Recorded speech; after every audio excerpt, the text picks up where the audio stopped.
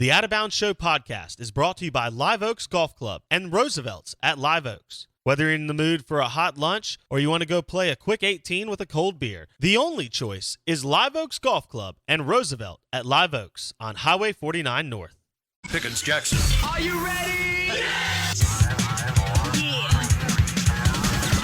Now live from the Whiskey 61 Lounge inside the Bank Plus studio. You are listening to Mississippi's #1 sports talk show, The Out of Bounds Show with Bo Bounds. Streaming worldwide live on the Out of Bounds radio app and on your radio at ESPN 105.9. The Zone. The Out of Bounds Show, 105.9 The Zone, brought to you by the Ribeye at Kessler Prime and the Renaissance. Visit KesslerPrime.com to make a reservation. Our guests join us on the Coors Light guest line. We welcome in David Morris, former Ole Miss QB, now QBCountry.com, where it is no-nonsense training for QBs in the heart of football country. And David has worked with Gardner Minshew, Daniel Jones with the New York Giants, Nick Mullins, San Francisco 49ers out of Southern Miss, among others. David, good morning. Welcome in. How are you? Hey, Bo. I'm doing good. How you doing? Man, I'm doing well. I want to talk Matt Corral. He may be the best returning quarterback in all of college football, and he has a great chance to play his way into the first round of the NFL draft in about 14 or 15 months. Talk about the steps that he made under Lane Kiffin and his play in 2020. Yeah, I mean, that offense is explosive. He's super talented.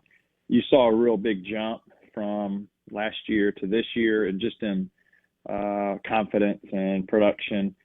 Still got to take care of the football. He did some things where I think he'll get better heading into next year. Just being smart in certain situations and not turning it over. Had a couple big turnover games, but pure talent and moxie and just competitiveness. I mean, he's as good as there is out there. And again, I think if he can play a little smarter football at times, and not let a mistake add to another one, I think he's got a chance to be a really good one. And like you said, he's probably one of three that are between JT at Georgia and Bo Nix at Auburn that are really at this point considered big prospects going into next year. Yeah, I think he's 5 times better than both of those guys. So that's, I think he's head and shoulders the dude in the league. I don't know everybody nationally, but he's got to be in. You're right. I mean, he's the guy that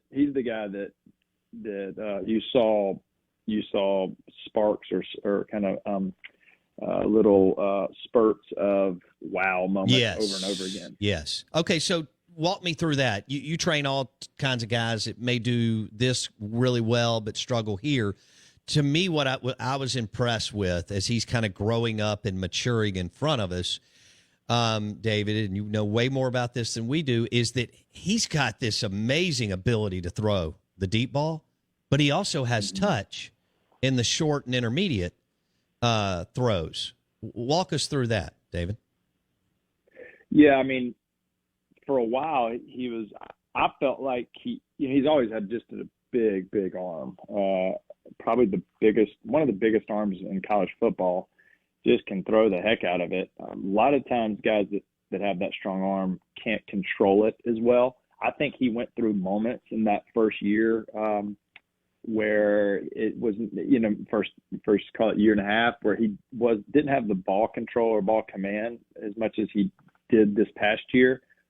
I think that's part of the natural progression, but it's also coaching. And then it's also just him understanding strengths and weaknesses and kind of being intentional about getting better. But there's no question his touch is really improved a lot. And then, just accuracy's improved a lot. So he always had the cannon, and now he's this kid who can layer it in there and or throw it downfield or just kind of throw a wide receiver screen or a running back screen with precision. So I think it was part of the natural progression. QB specialist David Morris, former Ole Miss QB, QBCountry.com, has worked with some of the best one-on-one. David Morris joins us on the Coors Light guest line, talking Matt Corral. It looks like he's going to have a great opportunity to play his way into the first round and he's by far and away the best returning quarterback in the Southeastern Conference, which makes him one of the best in the country. When you see Corral extend a play, whether it's in the pocket or outside the pocket, and his ability this year, it looked like what Levy and Kiffin had worked with him to keep his eyes down the field. How important is that, David? It's important. It's part of playing quarterback. It's interesting. It's like I mentioned earlier, there's a certain type of progression that happens there. And the progression is just maturing and understanding that when you do scramble, that's when some of the best to ever have done it make plays and find the receiver, right? So it's somewhat of the improv. It's somewhat of the creativity of playing the position that Rodgers has, that all these Mahomes has, that some of these guys like Roethlisberger really thrived under those conditions. And so you're seeing him understand the game better and understand, okay, I just bought myself a little time. Instead of taking off and getting 6-7 yards, I keep my eyes downfield and be aware of that line of scrimmage, not go over it and try to find, an open target that may be, doing somewhat of a scramble drill type recovery from a route. So, I think that it just shows that he's maturing. Yeah. David Morris, QBCountry.com. He joins us on the Coors Light guest line, former Ole Miss QB. He's worked with Matt Corral, Daniel Jones, Gardner Minshew, Mac Jones, among others. David, let's go to Mississippi State. We're all about the in-state rivalry here. They had to play a true freshman. You know about Will Rogers. You worked with Gardner Minshew. I saw you work Minshew out. You have a good relationship with him. You know what it takes to play in this league and to play as a true freshman when a lot of things aren't going your way around you. What did you see from Will Rogers as far as maybe moxie and the ability to handle a tough situation? Yeah, I thought he had a good year. He got better. Tough circumstances.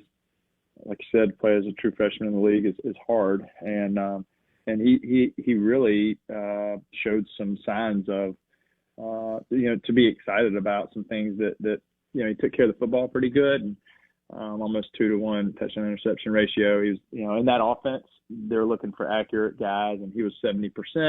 So, just some encouraging things. Ended up throwing a lot of balls. Threw as many. You wouldn't necessarily think this because he didn't start the whole year, but threw as many balls as Bo Nix did at Auburn, almost, right? And so it's just like he got a ton of experience and ton of throws, and I think all that will help him leading into the offseason. David Morris on the Out of Bounds Show. What about Mac Jones out of Alabama? He had a good Senior Bowl week. There's people sometimes are hesitant on this because he had so many great players around him. He's obviously a good player. He's a super heady young man. You've worked with him. What can you tell us? Why do you believe Mac Jones can be successful on Sundays?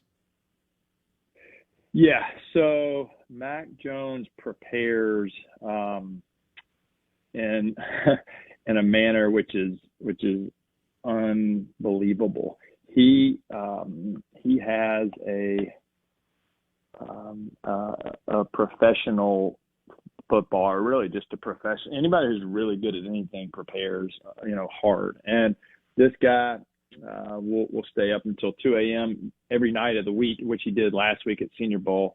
I'd get a text from him at 2 a.m., saying, hey, wow. Sorry I never called you back. Got out of meetings at 11 p.m., been watching film and kind of, doing installs since. He's waking up at 5 a.m., right? I mean, this guy, and there's a reason he had a great week last week. There's a reason he had a great year last year. And there's if you're wondering if it's just Alabama talent, well, that's a bad argument because Tua had it and so did Jalen, and they hadn't won a national championship since 2017. So he's playing with the same talent that those two guys played with, and he had the best year in Alabama football history. So, I mean, there's all kind of people that are going to say this and that about Mac Jones. The guy was 77%. I mean, it's hard to do that, throwing 100 balls on air Sure. with your guys, I mean, this guy had the best year in college football history. And not only that, he's confident, but he's got an eagerness to get better. This process has been a lot of fun. He's been on here for a couple of weeks, and he'll be here for the next couple of months. So just the ability to get better, to know where you can grow,